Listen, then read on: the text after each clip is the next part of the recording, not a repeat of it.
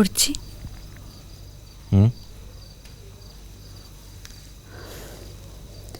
তুমি কি নতুন কোনো অ্যাসাইনমেন্ট পেয়েছো? হ্যাঁ, কেন বলো তো? না, তোমার কাজ নিয়ে তুমি আমার সঙ্গে আলোচনা করবে না আমি জানি, তবু জিজ্ঞেস করছি, অ্যাসাইনমেন্টটা কি খুব চ্যালেঞ্জিং?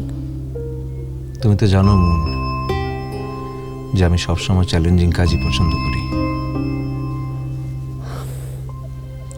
সেই জন্য তুমি এত আনমাইন্ডফুল হয়ে আছো, তাই তো? আনমাইন্ডফুল? কই না তো।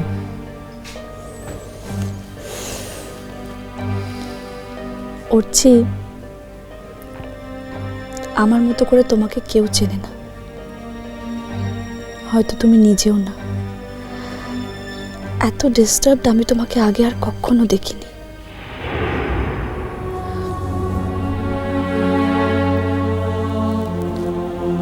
অর্চি, কি হয়েছে? এত টেনশন কেন করছো? কিছুটা, ঘুমিয়ে পড়ো, কাল সকালে তোমার আবার কলেজ আছে।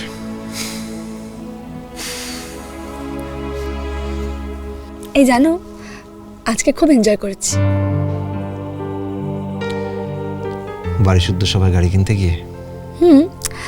গাড়ি কেনাটা তো একটা উপলক্ষ, সবাই মিলে একসাথে আনন্দ করা, হুল্লোড় করা। দাদা ভাইটা এমন জমিয়ে রাখতে পারে। আমি তো আগেই বলেছিলাম, দাদা ভাই এমন একটি লোক যে চারপাশে পুরো পরিবেশটাকেই মাতিয়ে রাখে। কিন্তু আমি তোমাকে খুব মিস করেছি। জানি, কিন্তু আমার কিছু করার ছিল না। জানি তো, উপায় থাকলে কি আর তুমি আসতে না? কিন্তু সবার আগে যে অফিস। আমি যে তোমাকে কিছুতেই বলতে পারছি না মন, যে অফিসের কাজে আমি ব্যস্ত ছিলাম না। আমার জীবনের সব থেকে বড় কষ্ট হলো মুন আর আমার মধ্যে চিরকালের জন্য একটা আড়াল তৈরি হয়ে গেছে, যে আড়াল আমি কোনোদিনও কাটাতে পারবো না। অর্চি, আবার আনমাইন্ডফুল হয়ে যাচ্ছ তুমি। না তো। অর্চি, এমনকি আজকে তুমি আমাকে আদর করতে করতেও আনমনা হয়ে যাচ্ছ, যেটা কোনোদিনও হয় না। আসলে আজ একটু টায়ার্ড রয়েছে মন, তাই। ঠিক আছে, তাহলে তুমি ঘুমিয়ে পড়ো। আমারও খুব ঘুম পেয়েছে, সারাদিন একটু বিশ্রাম হয়নি। Good night. Good night.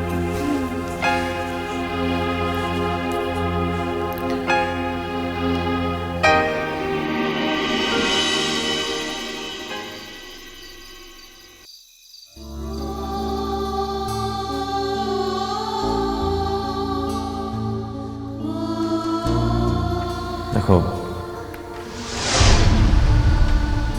পরে আমি আর মুন তোমার জন্য একটা ভালো ছেলে দেখে তোমাকে বিয়ে দেবো, যাতে তুমি সুখে সংসার করতে পারো।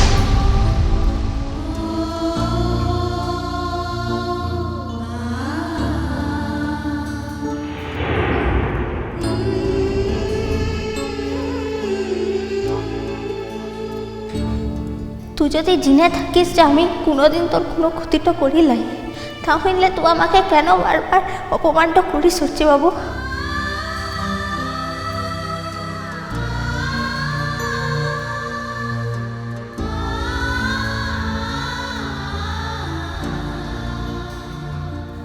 দেখ হচ্ছে বাবু, তোরা পড়ালেখা জানা শহরের নামি দামি মানুষটা আনছিস রে, কে জানে তার লিগেই বোধ হয় তোদের মান অপমান বোধটা আর মোদের মান অপমান বোধটা আলাদাটা আনছে। দেখ, আমি তোকে আগতেই বলেছিলাম যে তোর কাছকে সিঁদুরের দামটা লাই থাকতে পারে, কিন্তু মোর কাছকে তো সিঁদুরের দামটা আনছে। তুই যেমন দিদিমণি তোর স্বামীটা আনছিস, এখন যদি তোকে কেউ দ্বিতীয় বিহাটোর কথাটা বলে, সেটা যেমন তোর কাছকে মরার স্বামী জীবনে আমার স্বামীটা থাকতে যদি কেউ আমাকে দ্বিতীয় বিহাটোর কথাটা বলে সেটাও আমার কাছে মরার মতন রে উঠছে বাবু। একটু সত্যি কথাকে বারবার বললে তো সেটা আর মিছাটা হয়ে যায় লাই। বাহা,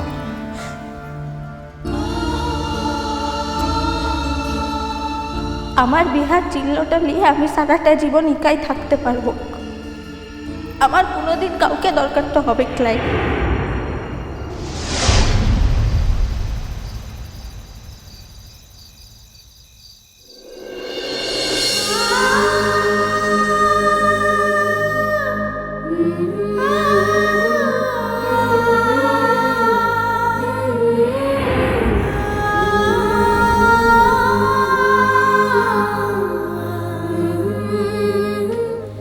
পরে আমি আর মন তোমার জন্য একটা ভালো ছেলে দেখে তোমাকে বিয়ে দেবো, যাতে তুমি সুখে সংসার করতে পারো।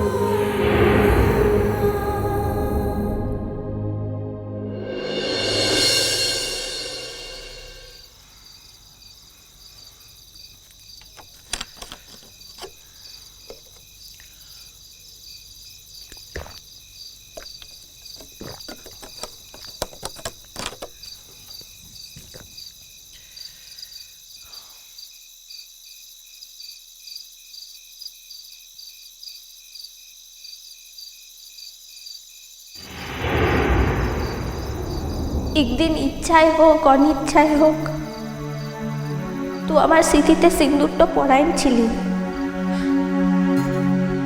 সেটার থেকে আর কোনো বাস্তবটা মোর জীবনে লাই রে। সেটা আমার জীবনে সব থেকে বড় বাস্তব, আর কোনো বাস্তবটা লাই।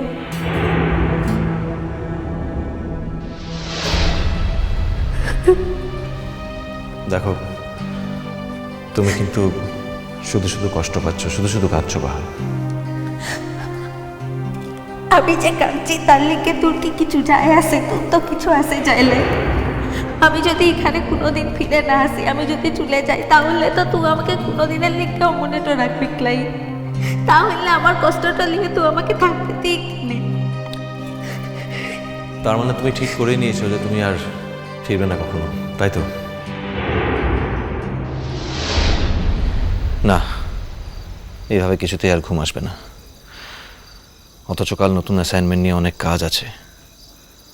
চোখে মুখে বরং একটু জল দিয়ে আসি।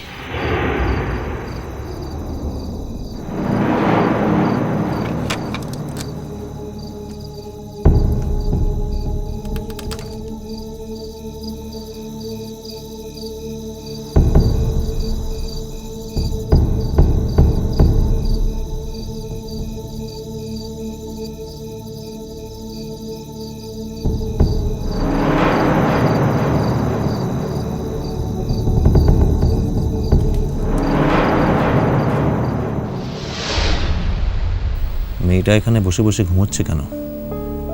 পড়ছিল নাকি?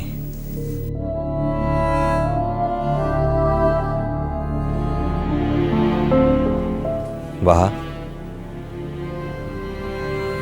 বাহা,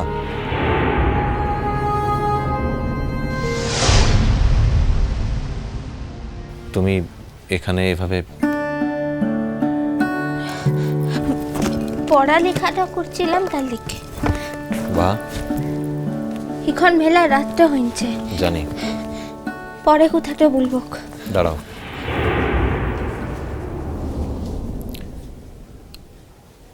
আই এম সরি।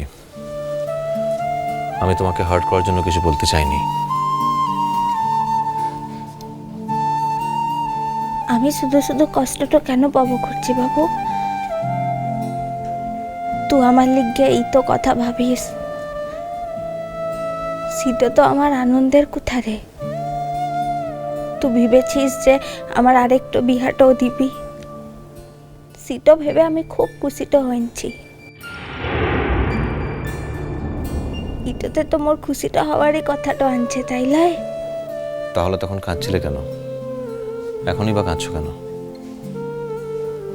আমি তো কান্দিলাই হচ্ছি বাবু। আমার চোখের জলটা দেখে কি তোর কান্দাটা মনেটা হইছে?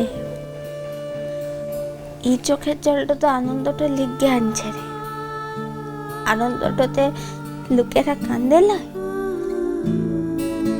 তুই আমাকে বিহাটো দিবি, ভালো করে পড়ালেখাটো শিখাবি, তো বড় মানুষ তো তৈরিটো করবি। এইগুলান কথাগুলো তো আমার লিগে খুব ভালো রে হচ্ছে বাবু। এই ভালো কথাগুলোর লিগে আমি কাঁদব কেন শুধু শুধু? এছাড়া আমার আর কি বা করার আছে বলো? আমি কি তোকে কিছু করার লিগে বলেছি? না, তুমি বলনি। তবে তবে তবে আমি ভাবলাম যে আমার তরফ থেকে কিছু